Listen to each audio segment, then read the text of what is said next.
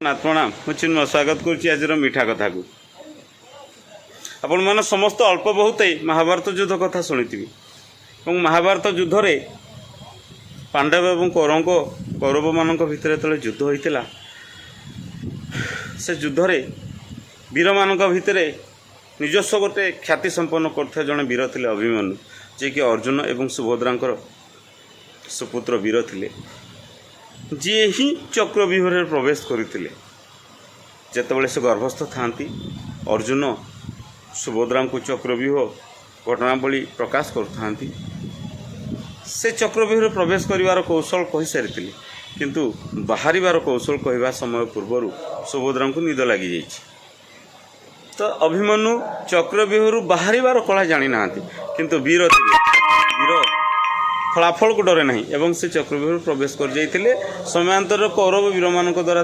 हत्या कराई से हत्या हो जाइए शरीर मल्ला शरीरटी पड़ी थाए एवं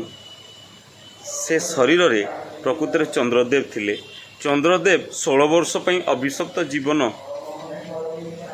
अतिवाहित करथिले अभिमन्यु शरीर रे एवं अभिमन्युकर देहांत पर पार्थिव शरीर को छाड़ी जेतले चंद्रदेव फेरी जाइचंती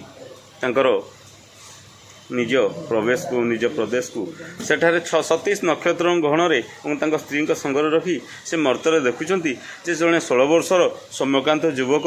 मरी पड़ी और स्त्री कांदुची से निजे मध्य दुख प्रकाश कर कथार कौन बुझिले मरीगला मनीष निजे निजक चिन्ह पारना हेल्ले बंची थिला बेले निजक भल पाई लाभ कौन करी अधिक नेला बेले कौन भी नहीं पलैबे सब बड़ कथा कहबी आपन जिते जीवे चारि कांधरे जीवे किछि खईकौड़ी बिंचुवे किछि हरिबोल लोड़ुवे जदि आप निजक भल पाइबे ताले सेमानकु केतबेले खोजिबे तेणु आप निजक छड़ा अन्य मानक भी चिंता करूँ से मैंने भी आपंकर निजस्व से तो कहती आत्मीय स्वजने परिजन आत्मार न बाहरतु निजस्व न हूँ किंतु परिपार्श्वर थी जन हूँ हेल्ले मोर होकि रुहतु कहीं ना मु सामाजिक प्राणी जन योजना प्रणाम आजर कथा वस्तु एति।